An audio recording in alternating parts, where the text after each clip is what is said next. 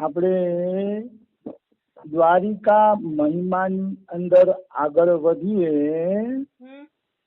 તો દ્વારિકા મહિમામાં આગળ વાત એવી આવે છે કે દ્વારકાની યાત્રા અને ગયાની યાત્રા, ગયામાં પિતૃ તર્પણ કે જે કાંઈ આપણે કરતા હોઈએ, તો દ્વારકા અને ગયાની યાત્રાનું જેટલું મહત્વ છે એટલું જ મહત્વ એકાદશી તિથિનું છે.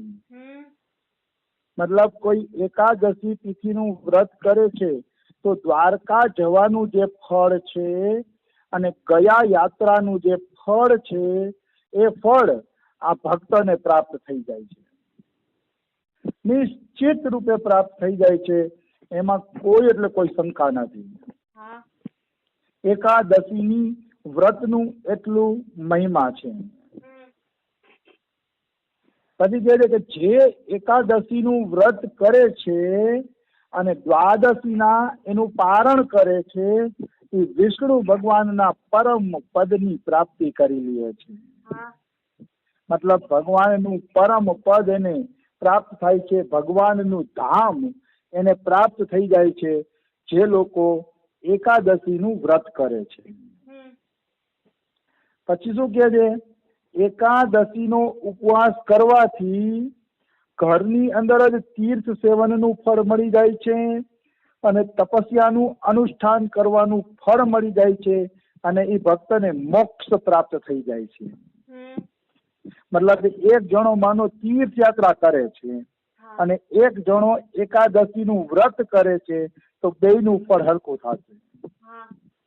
બલકી એકાદશીનું વ્રત હું તો એમ કહું છું વધુ સરળ પડશે, કારણ કે તીર્થોમાં જાય છે એને શરીર ઘસવું પડશે, સમય ઘસવો પડશે, પૈસા દેવા પડશે, માર્ગમાં ખાવા પીવા ન મળે તો એના કષ્ટ સહન કરવા પડશે, તીર્થયાત્રામાં ટાઢ તડકાના કષ્ટ સહન કરવા પડશે. મને તો તીર્થયાત્રા અઘરી લાગે છે. એ તીર્થયાત્રા કરતા એકાદશીનો કોઈ ઉપવાસ કરે છે તો એને ઘર બેઠા જ સુંદર ફળ મળી જાય છે, નિશ્ચિત સુંદર ફળ મળી જાય છે. એમાં કિંચિન માત્ર સંશય નથી. આવી વસ્તુ છે. અને બીજું તપસ્યાના અનુષ્ઠાન કરતા પણ એકાદશીનું વ્રત ચડિયાતું છે તો એની આપણે વ્યાખ્યા કરીએ તો તપસ્યામાં કઈ ઓછું કષ્ટ થોડું છે. ઠંડીના દિવસોમાં ખુલ્લા શરીરે હિમાલયમાં ઠરવું અને ઉનાળાની અંદર ચારે તરફ છાણા હરગાવીને પંચાગ્નિમાં તપવું, તો એ પણ કાંઈ તપસ્યા કહેવાય. આ બધી તપસ્યા છે. તો આ બધી તપસ્યા મને તો સહેલી લાગતી નથી.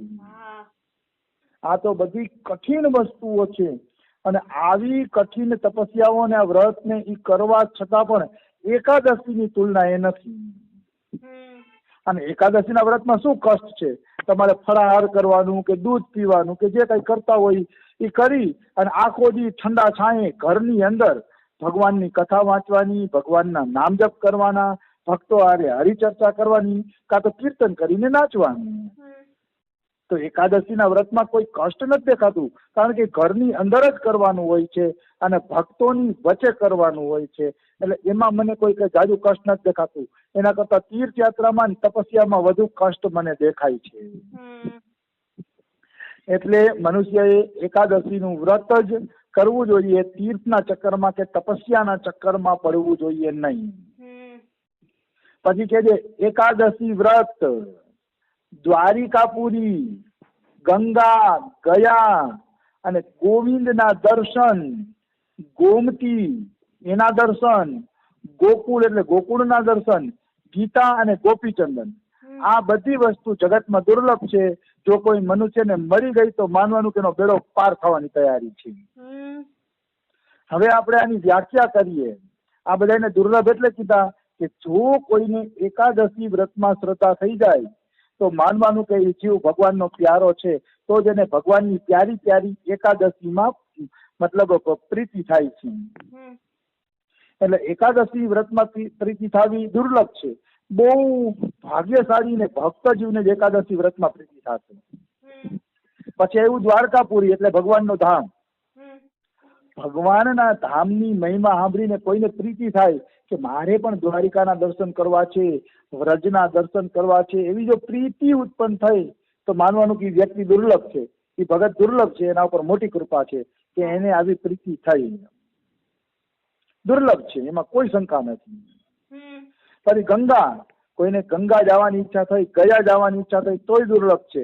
પછી ગોવિંદજીના દર્શન, કોઈને એમ પણ થયું ને કે હું ભગવાનના દર્શન કરવા મંદિરે જાઉં તો એ વ્યક્તિ ભાગ્યશાળી છે.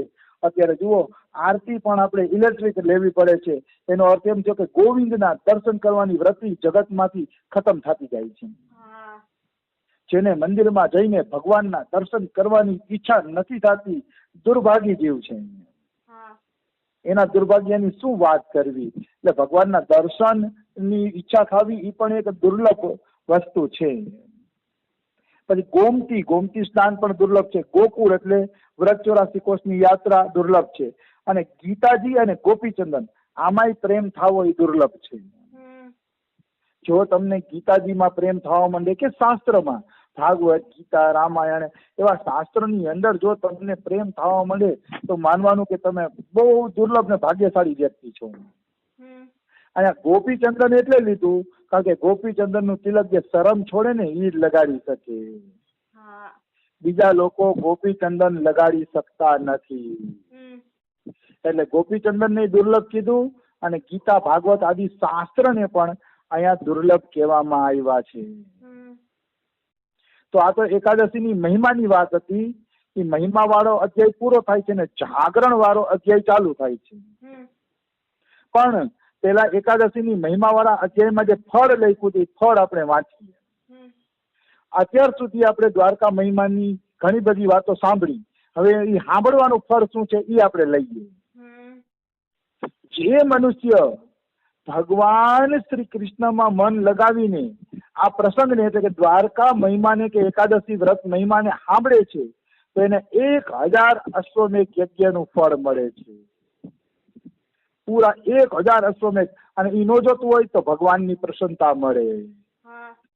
આટલું બધું આ વ્રત કરવાનું મોટું ફળ છે. પછી એકાદશીની રાતમાં જાગરણ કરવાથી અને ભગવાન કૃષ્ણનો મહિમા સાંભળવાથી જીવ બધાય પાપોમાંથી મુક્ત થાય છે અને વૈકુંઠ ધામમાં જાય છે.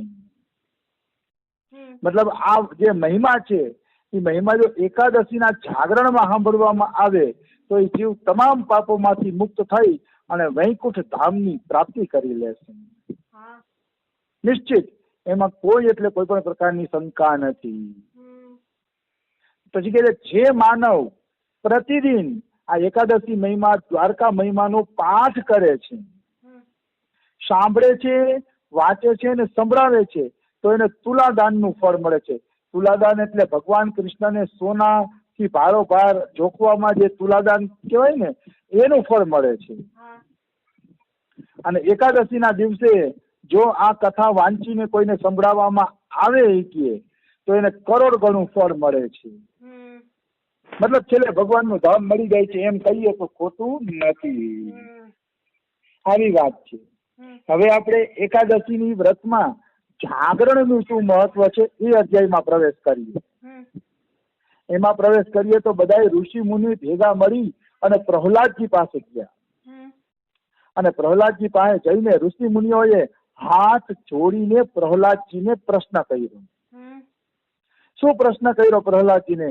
કે હે પ્રહલાદજી, તમે એવું કોઈ સાધન બતાવો કે જે સાધનમાં જ્ઞાન ન હોય તોય કલ્યાણ થઈ જાય, ભગવાનનું ધ્યાન ન હોય તોય કલ્યાણ થઈ જાય, અને ઇન્દ્રિય ઉપર સંયમ ન હોય તોય કલ્યાણ થઈ જાય, એવું કોઈ સાધન બતાવો. મતલબ ઋષિ મુનિએ શું કહેવા માંગે છે કે જ્ઞાનની સમજણની અમારામાં શક્તિ નથી, ભગવાનનું ધ્યાન કરી શકીએ, ચિંતન કરી શકીએ એવી શક્તિ અમારામાં નથી, અને ઇન્દ્રિય ઉપર કંટ્રોલ નથી. સામે ગુલાબજાંબુ આવે તો ખાવાનું મન થઈ જાય છે. આંખ ઉપર, જીભ ઉપર, કાન ઉપર અમારો કંટ્રોલ નથી, ઇન્દ્રિય નિગ્રહ નથી. તો આ બધું ન હોય તોય ભગવાન મળી જાય ને એવું કઈક સાધન બતાવો. ત્યારે પ્રહલાદજી કહે છે કે તમારા જેવો જ પ્રશ્ન કાર્તિકેય મહાદેવજીને કર્યો હતો. કાર્તિકેય મહાદેવજીને કીધું કે વગર સાધને ભગવાન મળી જાય, અમારું સાધન કાંઈ નથી, એવો કોઈ ઉપાય બતાવો. ત્યારે મહાદેવજી ઉપાય બતાવે છે.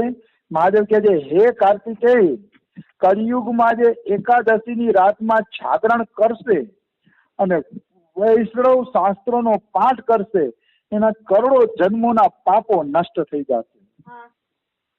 હવે જાગરણ મહિમા ચાલુ થઈ ગઈ.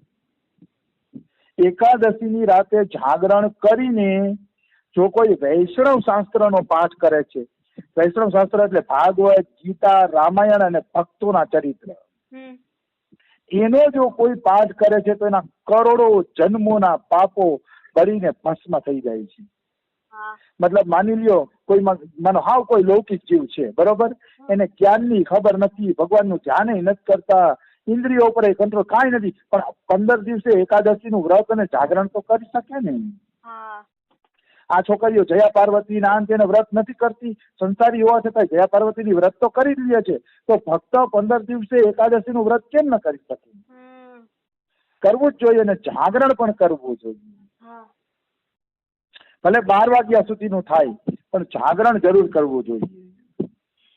તો કે એકાદશીની રાતમાં જાગરણ કરીને, પણ જાગરણ કેવું કરવાનું ખબર છે? ભગવાનની કથા સાંભળતા કીર્તન ગાતા ગાતા જાગરણ થવું જોઈએ. એવું નહીં કે ભાઈ પછી પિક્ચર ટીવીમાં ચડાવી દીધા, પિક્ચર જોઈને જાગરણ કરે. એનો મહિમા કહેવામાં આવ્યો નથી, એનો એટલો બધો મહિમા નથી. ભગવાનના ગુણ ગાતા ગાતા જાગરણ થઈ જાય તો કે કરોડો જન્મોના પાપ તમારા નષ્ટ થઈ જાય છે. પછી કહે છે કે જે એકાદશીના દિવસે વૈષ્ણવ શાસ્ત્રનો ઉપદેશ કરે છે, એટલે એકાદશીના દિવસે જે વ્યક્તિ ભગવદ કથા સંભળાવે છે એને મારો ભક્ત જાણવો. મતલબ ભગવાન કે મારો ભક્ત ઈ જ છે કે જે એકાદશીના દિવસે ભગવદ કથા કરે, ભગવદ વાર્તા કરે. ભગવાન કે